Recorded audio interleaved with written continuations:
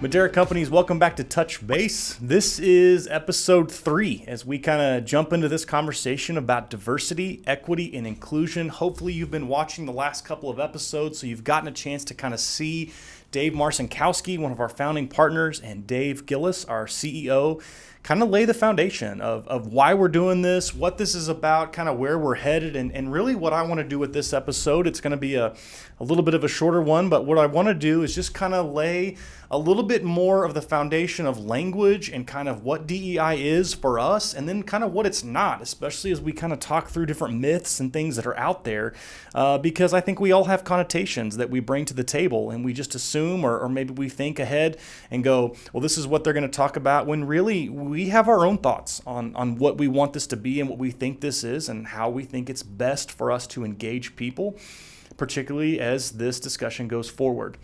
But let me start here. Many of you know that I like stories and different things like that, and this is one that comes from Princeton University. They did a sociological study. So they conducted this study with several people, asking them to grade the abilities and the potential of a little white girl, a 4th grade student. Her name was Hannah.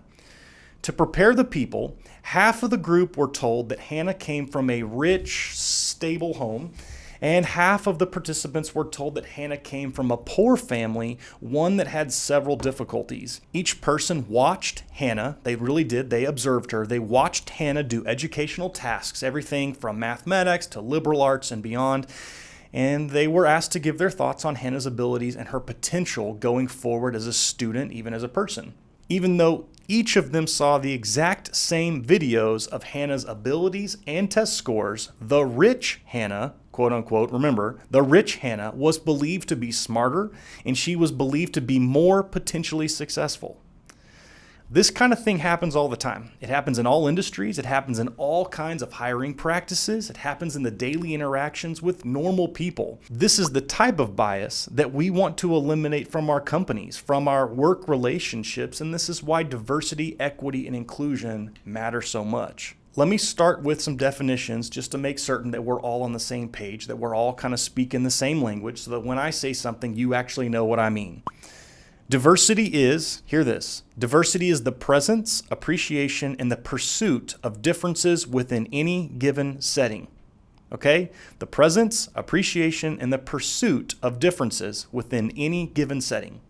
Now, when we talk about equity, equity is not equality. Those are not the same things, and we're going to talk more about that as this season progresses.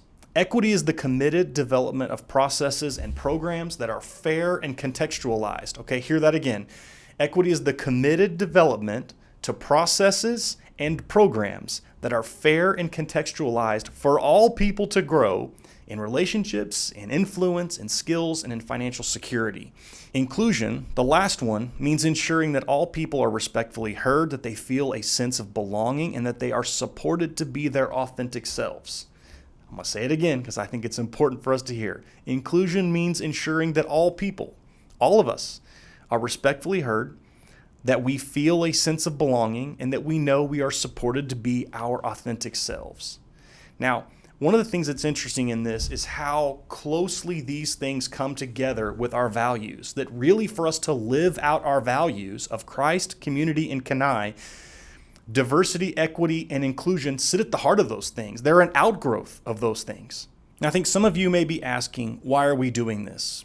Going back to some of the things that we heard from both of the Daves, it's the right thing to do. It fits who we are. That diversity, equity, and inclusion are an outgrowth of our values of Christ, community, and constant and never-ending improvement. Working towards a culture and implementing processes that honor DEI fits everything that we're about. These values are at the center of all that we do, and it's to say that diverse teams, diverse backgrounds, diverse experiences, diverse worldviews, all of these things matter to us and make us better.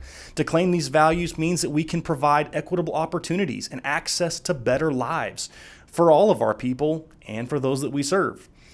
To claim these values means that every person is treated with dignity and is offered an authentic belonging, regardless of their age, their color, disability, ethnicity, family, marital status, gender identity or expression, language, national origin, physical and mental abilities, political affiliation, race, religion, sexual orientation, socioeconomic status, veteran status, and any of the other characteristics that make us unique. That's a big deal. But even as we enter into the workplace, it's not just about how we see one another according to the labels that we may use. Another one of the reasons that this is so important is that companies that understand the importance of DEI, companies that resource these efforts well, will just create better environments for their people.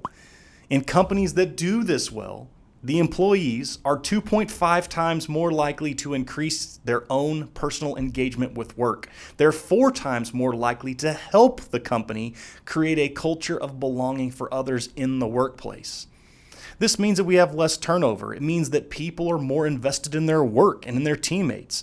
And it means that all of us feel a greater sense of ownership in the culture and in the direction of our companies. And this is massive when you think that so much of our media right now is talking about America living through a time of the Great Resignation. And at the very least, it's called what? The Great Restructure, the Great Rethink, all of the different things that are taking place as people are reorienting themselves to the work-life culture and balance in the midst of or after what we have been through with the pandemic. To have people who are far more invested in their work, to have people who are far more invested in creating great cultures and great office spaces for people to engage each other, this just makes everybody better. And it's not just a cultural thing. It's not just about our ethics and it's not just about our culture. To be honest, the business case for why we're doing this, it's astounding, right? In doing the right thing, in growing as people, and in being better when it comes to how we serve others, we just make more money. The business is going to make more money. Companies that are in the top 25th percentile in ethnic and racial diversity, they're 35% more likely to have higher financial returns above the industry average. Companies in the top 25th percentile of gender diversity, they're 15% more likely to have higher financial returns above industry averages. Companies with gender diversity in executive teams, they're 25% more likely to have higher financial returns above industry averages. Last one. But companies with racial and cultural diversity in their executive teams are 35% more likely to have higher financial returns above industry averages. That's huge. At this point, we're talking about essentially covering all of our bases. We're a company devoted to diversity, equity, and inclusion. It's going to impact how we become better people. It's going to impact how we invest in our actual workplaces and work teammates more. And we're all going to make more money, which means essentially there's no reason not to do this. I also want to make certain that as we enter in and kind of walk through this conversation, that we expose some of the myths for the lies that they actually are.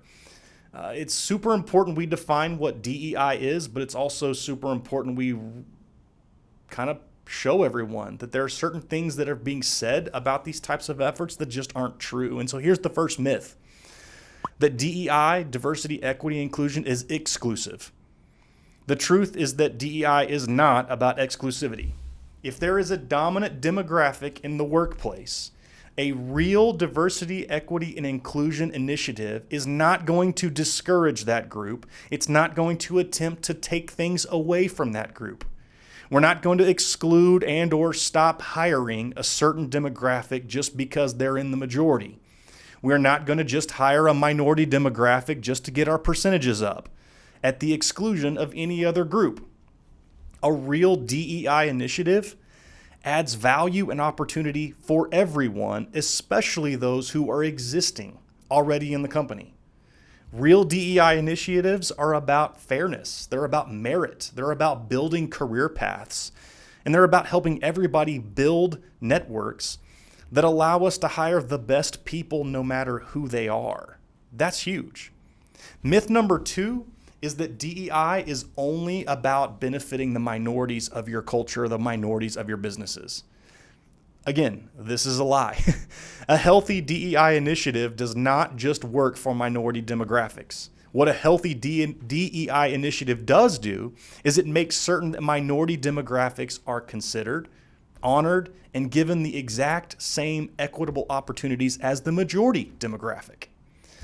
In a healthy DEI initiative, there are not winners and losers. There are no us versus them mentalities, as though life or this business is a zero-sum game, and if we bring a group in, it means less for the rest of us.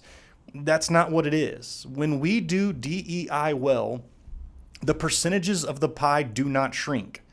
What really happens is the pie just keeps getting bigger and bigger because the company is growing holistically, both in culture and in business. That's a big part of this. Myth number 3, a lie that oftentimes is told, is that DEI is about hiring less qualified candidates. Let me be abundantly clear as somebody who is coming to you from the HR department. This is not on our radar, and this is not true. Any DEI initiative worth anything refuses this idea. The truth is that a holistic DEI initiative strives for exactly the opposite. It strives to hire the best possible candidates and or promote the best possible candidates because that's what's best for the culture of the people and for the business. Truth be told, a holistic DEI initiative actually puts processes and procedures in place to make certain that less qualified candidates are not getting the jobs or the promotions that should go to the best people. And let me speak to something else for just a second, because this is part of the problem with this myth. An underlying message of it, especially as people continue to say things like this, is that it only perpetuates the lie that when minority candidates are hired, it's because they're less qualified and we just had to fill a position. That's ridiculous. Just to name a few of the labels that get tossed around out there, whether you are younger or older, Black, Latino, Asian, Indian, female, if you get a job and or a promotion in any of our companies, we want it to be abundantly clear that you got the job or you got the promotion because you were the best person for the job. And that goes the same as if we hire or promote a white male. It's because you were the best person out of a great pool of candidates and our growing networks. The last myth is this, and this one is a big one, especially for us coming to you from the HR department. The myth goes like this: the diversity, equity, and inclusion is really just the responsibility of the HR department. While our HR department is going to help lead the way in creating processes and procedures for growing our DEI efforts, the responsibilities can't just fall to us. How you and I listen to one another, how you and I reserve judgment and choose open minds, how we show up for one another, how we engage our customers and our residents are all outgrowths of each of our commitments to diversity, equity, and inclusion. The goal of this effort, to be honest with you, is not to have a DEI program. The overall goal of this effort, the overall goal of everything that we're looking to do, is to cement a higher standard for how we treat one another, for how we grow within our companies, for how we grow within our existing markets and in the markets that we may get into one day. Hopefully, diversity, equity, and inclusion will be so commonplace in how we treat one another, how we work together, and how we show up for one another that we're not even going to have to call it this. No matter which company you work for, no matter which market or industry you happen to impact, and no matter who comes or who goes over time, this ends up just becoming the Madera way, that we treat people with dignity no matter what, that every person is shown that they are truly valuable, and that we want to include you so that we can hear all of the great things you have to say. Now, here's what's going to be coming over the next few weeks. We want to ask you, one, please keep watching and keep listening to the podcast, because we're going to be bringing you some phenomenal information, some phenomenal stories, some great discussion topics. On top of that, I've been blessed to have some friendships at Texas Tech, and their division of diversity, equity, and inclusion are going to come over and join us for a few of these conversations. We've got people come from the Texas Tech Athletic Department. We've got next week, and this is one of the cool things you're going to get to do next week, is get to hear from my friend Kevin McConaughey. He is the Chief Diversity Officer for Covenant Health Systems here in Lubbock. You're going to get to hear some great information, but hopefully it leads us to a point of great reflection, so that we can be reminded of the goodness of people, but also so that we can be reminded of how much pain we actually can inflict upon one another when we don't treat each other with dignity. So like I said, join us next week for my friend Kevin. I guarantee you're going to be impacted in the best of ways by him. I hope that you have a great rest of your week. I hope that your minds and your hearts are open, because I think as we continue this journey, we are going to learn some great things about ourselves, about our communities, the places where we can jump in and care for others, and we're just going to do better business because of it. Have a good one.